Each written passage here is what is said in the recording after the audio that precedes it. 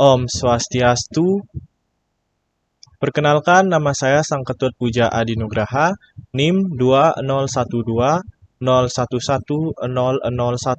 Rombel 20, Prodi Pendidikan Bahasa dan Sastra Indonesia.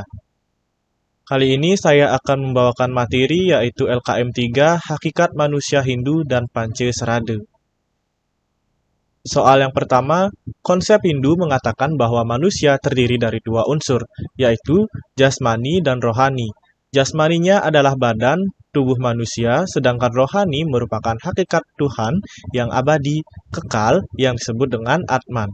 Jelaskan maksud perbedaan kedua unsur itu.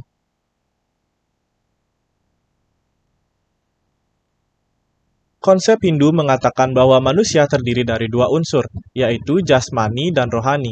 Jasmaninya adalah badan atau tubuh manusia. Dalam konsep Hindu, tubuh manusia disebut stula sarira atau raga manusia yang terdiri dari unsur-unsur panca mahabhuta, yaitu pertiwi, apah, teja, bayu, akasa. Tubuh manusia merupakan buana alit dan buana sarira. Proses terbentuknya pun sama seperti proses terjadinya buana agung atau alam semesta. Sedangkan rohani merupakan hakikat Tuhan yang abadi, kekal, yang disebut dengan Atman. Dalam konsep Hindu, Atman disebut suksma sarira, yaitu badan halus yang terdiri dari 3 unsur yang disebut Tri Antakarana, terdiri dari manas atau alam pikiran, budi atau kesadaran termasuk di dalamnya intuisi, dan ahamkara atau keakuan atau ego.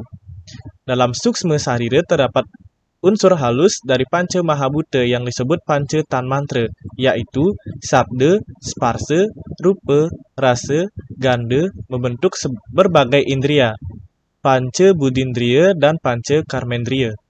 Sedangkan antakarana sarira merupakan unsur rohani, yaitu jiwatman sendiri yang sifatnya sama seperti Paramatman, kekal abadi. Soal yang kedua, jelaskan tujuan hidup manusia menurut agama Hindu. Tujuan hidup manusia menurut agama Hindu ada 4, yaitu yang pertama dapat tercapainya Dharma. Maksudnya, manusia Hindu dapat mewujudkan kebenaran absolut yang mengarahkan manusia untuk berbudi pekerti luhur sesuai dengan ajaran agama yang menjadi dasar hidup sehingga tercapai kebahagiaan dan keteguhan abadi. Yang kedua, dapat diraihnya arta. Maksudnya, manusia Hindu dapat meraih kekayaan dalam bentuk benda-benda duniawi yang merupakan penunjang kehidupan manusia. Dalam hal ini, memiliki harta benda merupakan suatu keharusan, tetapi harta benda harus didasarkan dharma agar tidak dikuasai oleh nafsu keserakahan. Selain itu, harta perlu diamalkan atau dana punya untuk kepentingan manusia. Yang ketiga, dapat mengendalikan kama.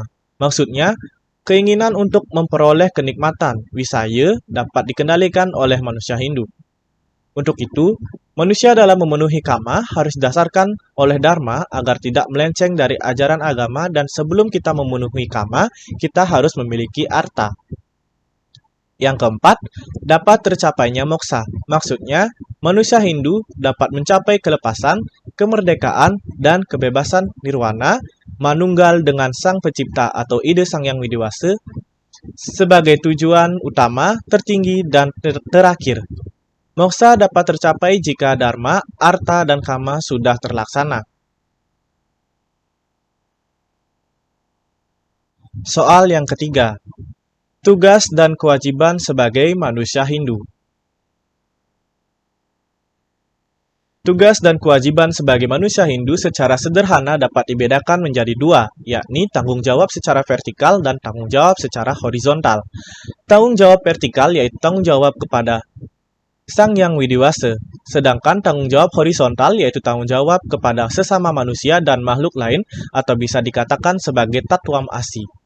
Di Bali, tugas dan kewajibannya dijabarkan dalam konsep Tri Hitakarana, parahyangan, pawongan, dan palemahan. Terkait dengan parahyangan, tugas manusia Hindu menata lingkungan supaya ada lokasi parahyangan lalu melaksanakan kewajibannya, yaitu selalu mengadakan hubungan dengan Tuhan dengan mengaturkan sesajen dan sembahyang dari lokasi parahyangan. Terkait dengan pawongan, Tugas manusia Hindu belajar teori hubungan manusia lalu melaksanakan kewajibannya, yaitu menjalin hubungan yang harmonis dengan sesama manusia. Terkait dengan pelemahan, tugas manusia Hindu belajar mengenal alam beserta gejala alam, lalu melaksanakan kewajiban yaitu menjaga alam agar tetap lestari. Dalam Bhagavad Gita 7.3, di antara beribu-ribu manusia, hanya segelintir orang berjuang untuk kesempurnaan, dan di antara yang berjuang dan sukses, belum tentu seorang pun mengenalku secara benar. Apa makna sloka Bhagavad Gita di atas? Tidak banyak orang yang benar-benar sujud bakti kepada Tuhan secara lahir dan batin atau secara total, karena biasanya manusia itu lupa mengapa ia dilahirkan di dunia ini. Manusia kemudian tenggelam dalam ilusi sang maya, dan begitu sadar, maka terasa perjuangannya menuju Tuhan menjadi sulit. Hal ini terjadi pada sebagian manusia Hindu. Namun demikian, ada segelintir orang yang secara perlahan dan pasti selalu ingat Tuhan dengan didasari serada dan bakti yang kuat. Maka perjalanan menuju Tuhan akan dicapai dengan baik dan suatu saat pasti sampai ke tujuan yang abadi ini. Soal nomor 5. Harta merupakan kebutuhan pokok manusia.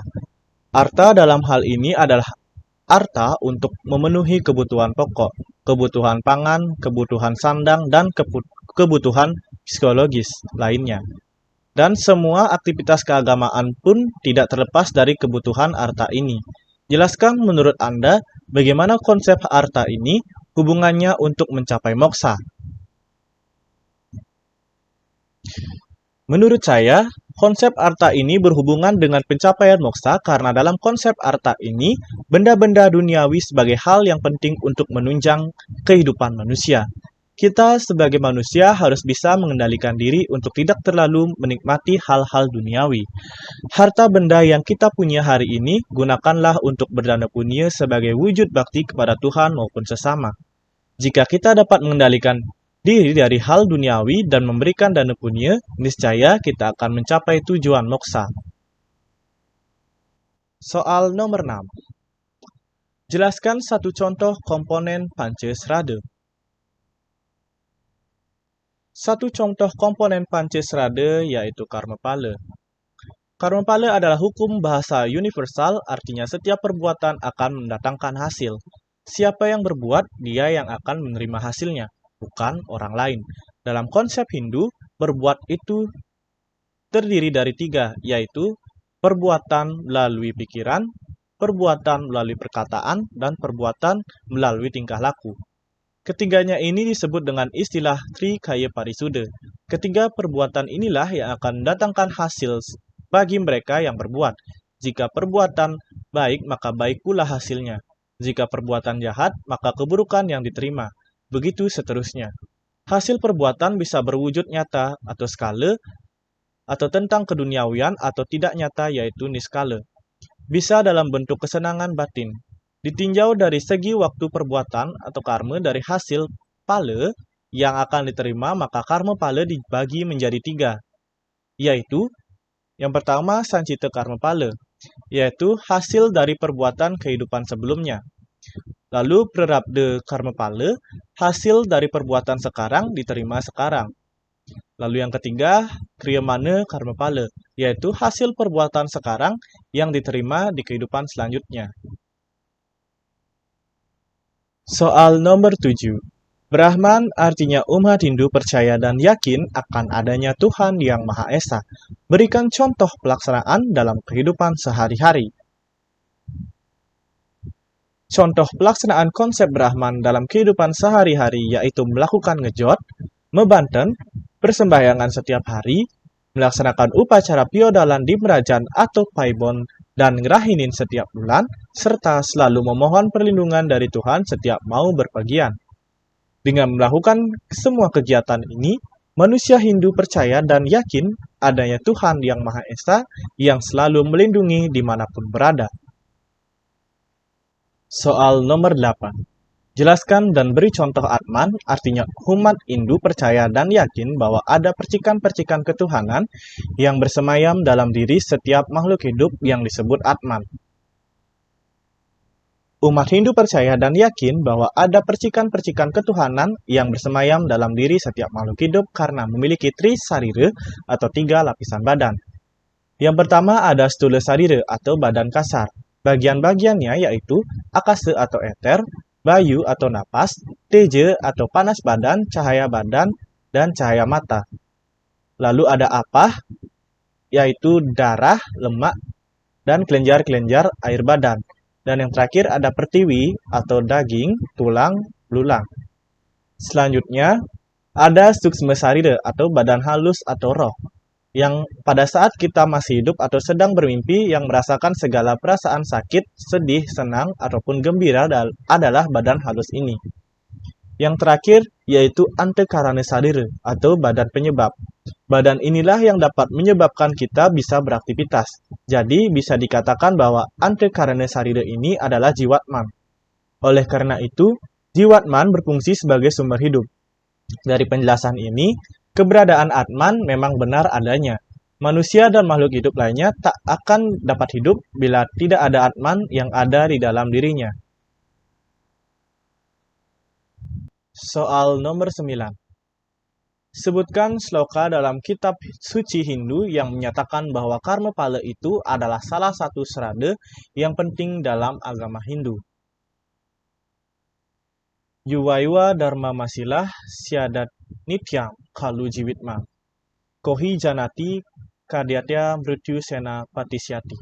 Matangnya pengpongan wenangta mangkenrarita pakitan lakas sakena agawe dharma sadana. Apa nanitya iking hurip, siapa kari wruhat ri tekaning pati. Siapa mangruhan ri tekaning patinya wih. Terjemahannya, karena itu, pergunakanlah sebaik-baiknya kemampuan yang ada sekarang selama Anda masih muda. Hendaklah Anda lekas-lekas melakukan pekerjaan yang bersandarkan dharma, sebab hidup ini tidak tetap. Siapa gerangan akan tahu tentang datangnya maut. Siapa pula akan memberitahukan akan datangnya maut itu. Soal nomor 10. Bagaimana dengan konsep punarbawa, artinya umat Hindu percaya dan yakin bahwa setiap manusia akan mengalami kelahiran kembali. Padahal kita tidak pernah ingat kelahiran yang dulu. Umat Hindu percaya bahwa setiap manusia akan mengalami punarbawa atau kelahiran kembali, karena kelahiran kembali memiliki hubungan erat dengan ajaran Trirene, yaitu 3 hutang yang harus dibayar sehubungan dengan keberadaan manusia Hindu. Pertama yaitu Dewa Rene, merupakan hutang yang harus dibayar kepada Tuhan Yang Maha Esa yang menyebabkan manusia ada di dunia ini. Rene yang kedua yaitu hutang yang harus dibayar manusia kepada leluhur, termasuk orang tua kita, karena jasa para leluhur dan orang tua kita yang sehubungan dengan kelahiran kita serta perhatiannya semasa hidup. Rene yang ketiga yaitu hutang yang harus dibayar kepada para resi, pendeta, dan para guru lainnya atas bimbingannya selama ini dan mendidik manusia untuk belajar kebenaran. Ketiga hutang tersebut harus dibayar dengan perbuatan-perbuatan yang baik pada kehidupan sekarang ini. Contohnya perbuatan sederhana yang harus dilakukan untuk membayar hutang tersebut, yaitu yang pertama, hutang kepada Tuhan. Dilakukan dengan cara rajin sembahyang dan saling menghormati, saling menyayangi sesama makhluk ciptaan Tuhan. Hutang kepada para leluhur, yaitu dengan jalan menghormati dan selalu mengingat leluhur kita dimanapun kita berada dan apapun yang kita kerjakan serta dengan menghormati dan menyayangi kedua orang tua kita. Hutang yang ketiga yaitu hutang kepada para resi atau para guru dengan cara menghormati dan melaksanakan ajaran-ajaran serta tugas-tugas yang mereka berikan dengan baik dan penuh rasa tanggung jawab. Sekian presentasi saya kali ini. Saya tutup dengan Paramesanti. Om Santi Santi Santi Om.